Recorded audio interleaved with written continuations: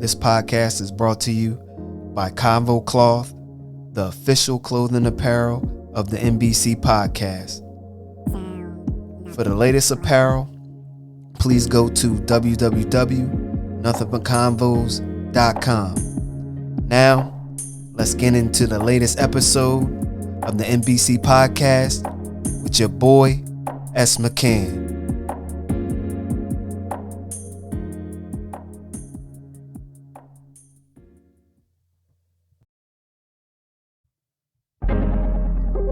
What's good, people? It's the NBC podcast with your boy, S. McCann. And this is episode 31, Eagles Week 15 review. And in this week, we got that win against the Washington football team. A much needed win on our chances to make the playoffs. And this week, we have the Giants, and this is a must-win as well. And so, in this pod, I break down this win in Week 15 after the bye and the COVID delay, our Pro Bowl players, and chances of making the playoffs. So sit back, relax, let's get it. Week 15, Philadelphia Eagles 27, the Washington football team 17. And in this game, we got off to a rocky start. We were down 10-0 going into the second quarter. Dallas Goedert dropped a pass that led to an interception, and the Washington football team scored off of that.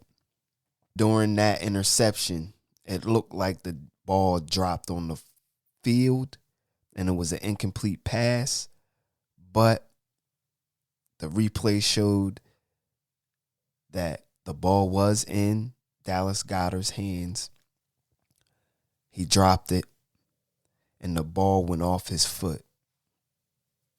And then the Washington football team recovered it in midair. That pick was a great pick by Landon Collins. He had a tremendous game. He was out there balling. He had an interception, a fumble recovery, and it looked like the Washington football team was going to roll us. In this game, our defensive coordinator in the beginning of every game, like I said in my previous assessment of this defense every week, he gives the quarterback too much room to be comfortable. He gives too much space. He lets them get comfortable. You can't do that. And mind you, we did turn the ball over twice to give them great field to score. Put them in great position, great field position to score. And so you look at it as maybe it was just where they were at on the field. But a QB that was on the Patriots practice squad went 20 of 31 for 194 yards. That's bad. Given that, not saying that he is or will be a good quarterback. I'm just saying, with the circumstances that happened, the team's two quarterbacks had COVID, and this guy came in probably a short week, didn't have enough time to study the Eagles, didn't have enough time to do anything, and he went 20 of 31 for 194 yards. That's not good. And so our defense, after the first quarter, they stepped it up. They shut them out for 2 quarters, second quarter and third quarter.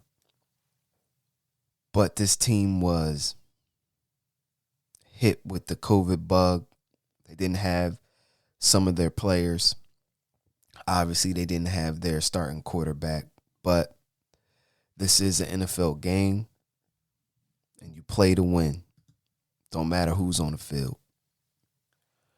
Our team on offense, like I said before, that first pick wasn't Jalen Hurts' fault. Dallas Goedert dropped the ball. Then it led to an interception. After that, he came in off that interception when they got the ball back. After the Washington football team scored, Jalen Hurts was throwing dimes. He was on point this game. They get down near the red zone in scoring position. Hurts, I guess it was rust. I don't know. He'd been out 23 days before this. And he had a player open over the middle. Kenneth Gainwell was wide open. He missed him. He tried to get out of the rush's way. Fumbled.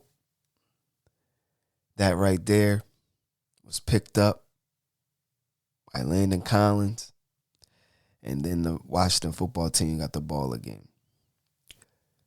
They kicked the field goal after that turnover, and that's how it began, 10-0 in the beginning of the game. After that fumble, this is the first time I seen Nick Sirianni get a little bit emotional and ream out Jalen Hurts for fumbling that ball. After that,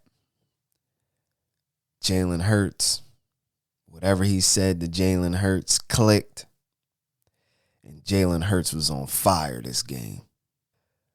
He was 20 of 26, 296 yards, 1 touchdown, and obviously that 1 interception that wasn't his fault, and 1 fumble. He was on fire. He threw a deep throw to Dallas Goedert, 45-yard bomb. Dallas Goedert went up, mossed that boy, took the ball from him, bang.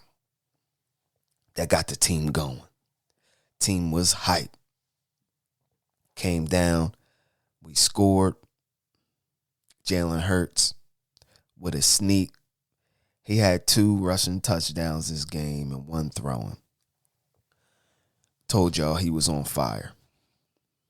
Rushing the ball, Miles Sanders, another 100-yard game, back-to-back, 18 carries, 131 yards, 7.3 yards a carry.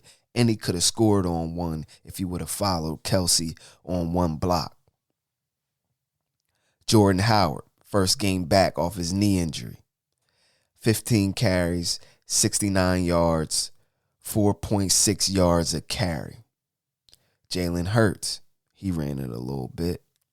8 carries, 38 yards, 4.8 yards a carry, 2 TDs.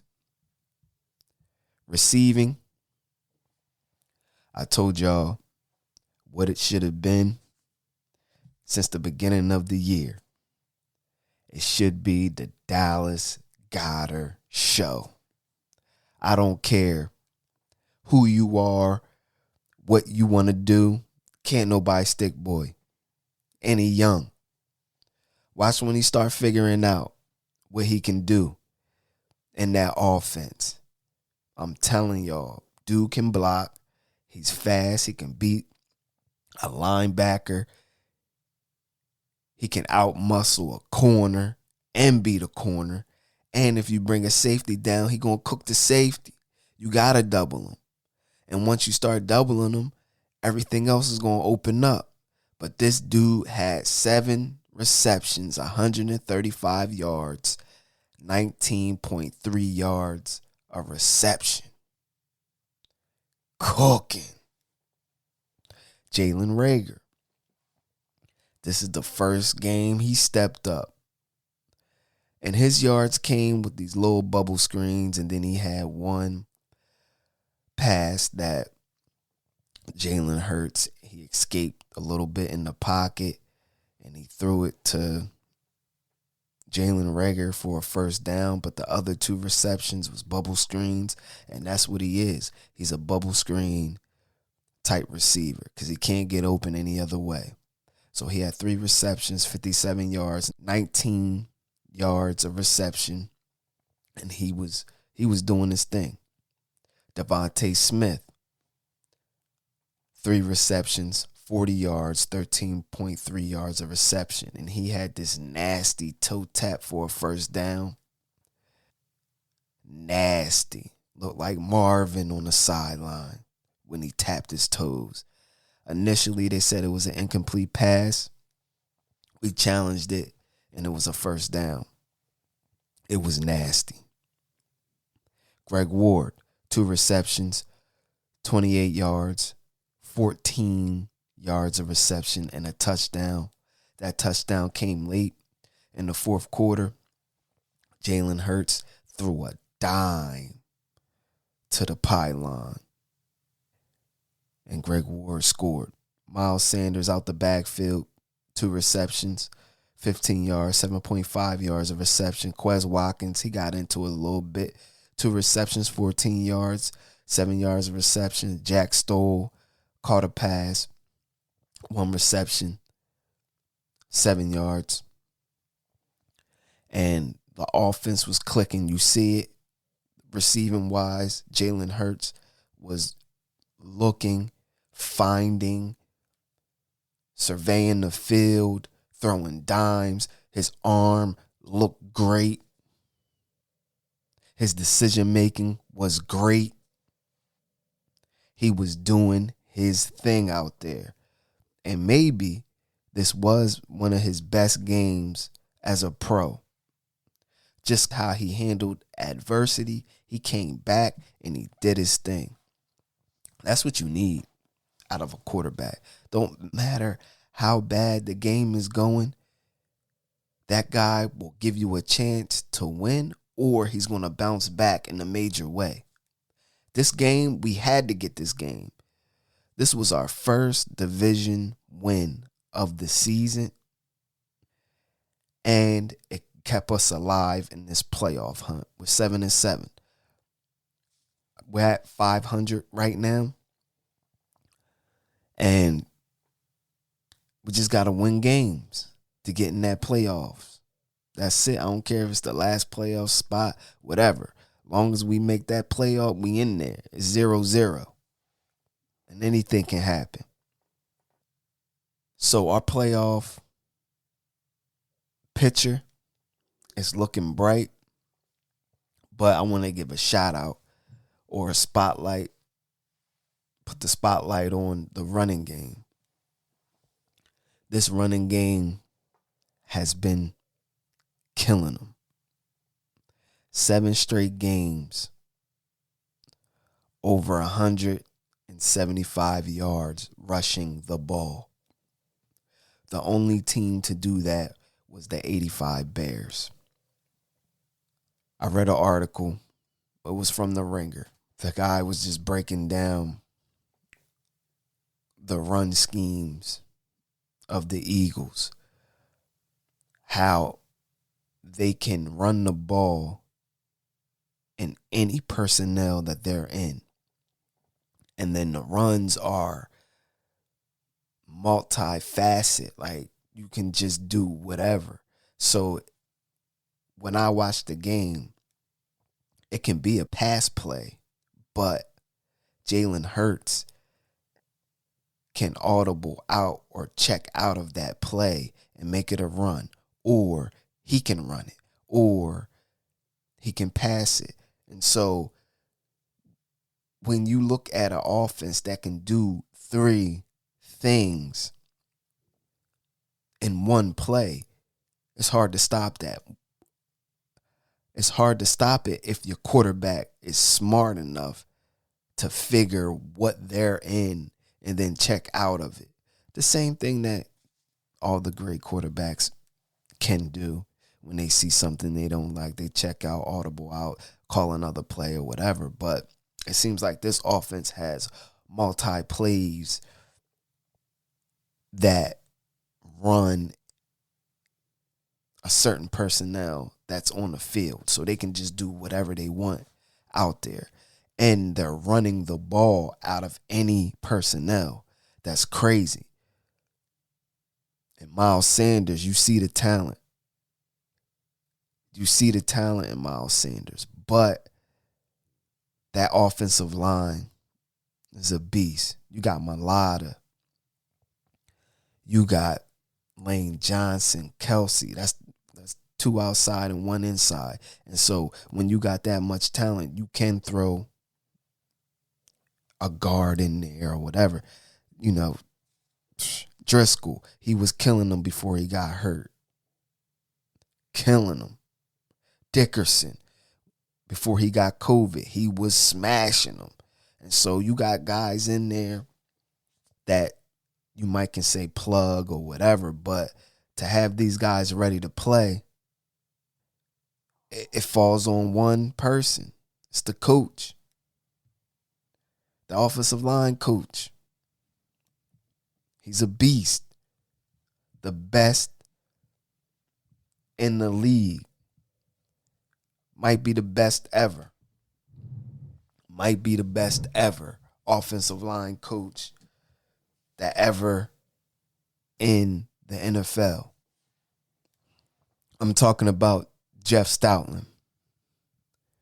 He came from Alabama.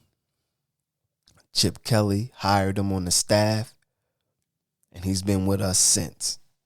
Chip Kelly. That was one of the gifts that Chip Kelly gave us. Jeff Stoutland. That was a gift from Chip Kelly.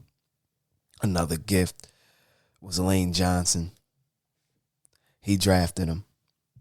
But Jeff Stoutland, he got this offensive line. He's the run game coordinator and offensive line coach. And Jalen Hurts said every Tuesday or Monday after a game, if it's a Monday night game, they meet on Tuesday. And if it's Sunday, they meet on Monday. And he sits down with Jeff going over all types of stuff, and they got a real good relationship. Another piece that came out was Jeff Stoutland's relationship with Jordan Mailata. And in the beginning of Coach Stoutland's career, he was hard-nosed and one of those coaches, but he lightened up, and him and Jordan have a great relationship. So our Pro Bowl players this year, we only had 2, and I'm pretty sure that we should have had more. I know we should have had more. Lane Johnson should have been a Pro Bowler. Jordan Mailata, he should have been a Pro Bowler or an alternate. But it is what it is. It is what it is. And you can't help people's opinion, and you can't help who voted and who didn't vote. And so our Pro Bowl players, Pro Bowl slay, killing them. We knew that. He got touchdowns, he got fumbles, he got picks. He playing at a Pro Bowl level this year. Yes, sir. We need another corner. If we can get another Pro Bowl type corner, oh my goodness, this defense gonna be the truth. And he looked like he ain't slowing down either. And that trade and then signing Slay to that deal, it looked good, don't it? Yeah. Yeah, that thing looked good. Another Pro Bowler is on the offensive line, and that's Kelsey, Jason Kelsey. Y'all knew he the best center in the league. He's been doing this thing. And I'm excited for those two. They put in the hard work. You see it week in and week out. Both Slay and Kelsey, veteran players. Kelsey been playing with injuries. Slay, he been out there shutting his side down, doing his thing. So the Eagles had a few alternates for the Pro Bowl. One big alternate that people did not see coming was Jalen Hurts. And so when you have this guy, second year, being an alternate, that's coaches and players selecting him to be an alternate. That means if Aaron Rodgers or somebody else, I think it's Aaron Rodgers, and I forgot the other one. If they don't play or don't want to play, Jalen Hurts will be a Pro Bowler. And people might say, oh, he don't have the numbers as all of these other guys. He doesn't do this. He doesn't throw it well and all of that. Football is more than just throwing. Football is more than just running. As a quarterback, it's more to it than just throwing the ball and running the ball. It's all about, are you a threat on offense? And he has numbers. If you put all of his numbers together, he has a lot. He got 24 touchdowns. If you put everything together. Got 9 picks. So it ain't like he don't have numbers, but the threat, he's a triple threat. He can throw it. He's giving the running backs the holes because of him. Not saying the offensive line is not doing their thing. They are, but he's giving that threat. The running game, the passing game, and him as a runner. You think opposing defenses going into the game like, yo, this dude, we don't know what to do. And don't make him be on. Once he's on, he going to dismantle you. And he's smart.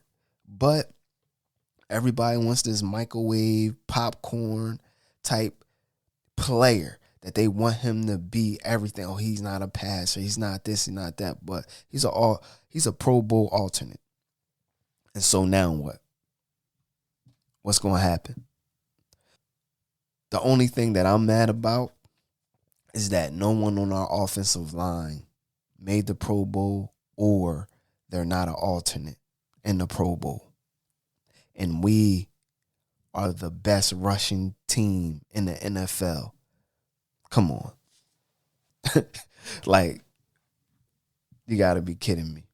But you can't knock it. You just got to go out and do your thing. So the others that were Pro Bowl alternates, our kicker, he was a Pro Bowl alternate. And he's been doing his thing. He's been on fire. On fire. Jake Elliott has been on fire. Josh Sweat, he's an alternate. He's been doing his things. Javon Hargraves, he's an alternate. He's been doing his thing. And we have an alternate on special teams. Sean Bradley. He was an alternate. And so our chances of making the playoffs, we have 3 other teams that we're battling with to make the playoffs. And that's Minnesota, San Fran, and the Saints. The Saints this week won't have their QB. He's on a COVID list, so they have to go to another backup. So the Saints remaining schedule, Miami, Carolina, and Atlanta, which they can win because their defense is the best defense in football. Minnesota, they have the Rams, Green Bay, and Chicago. And my thoughts from that is that they could go 1-2 in those games. I don't think they can beat Green Bay and the Rams, but who knows? They could. Chicago, of course, they could beat them, but that's a divisional game, and that can be tough. San Fran, they just lost to the Titans, Tennessee Titans, and they have Houston and the Rams. And so the Rams will be the team for us to try to knock off Minnesota and Houston. My bad, Minnesota and San Fran. And so this week, we have the Giants, and this is a must-win. The Giants don't have their quarterback. He's on injury reserve from playing us, and he hurt his neck. And we need to win this game to stay in the playoff hunt. Do I think we can win? Of course. They're spotting us 10 points in the betting. So they have us winning by 10. Who knows if they're right or not. But we'll see. I like our chances making the playoffs.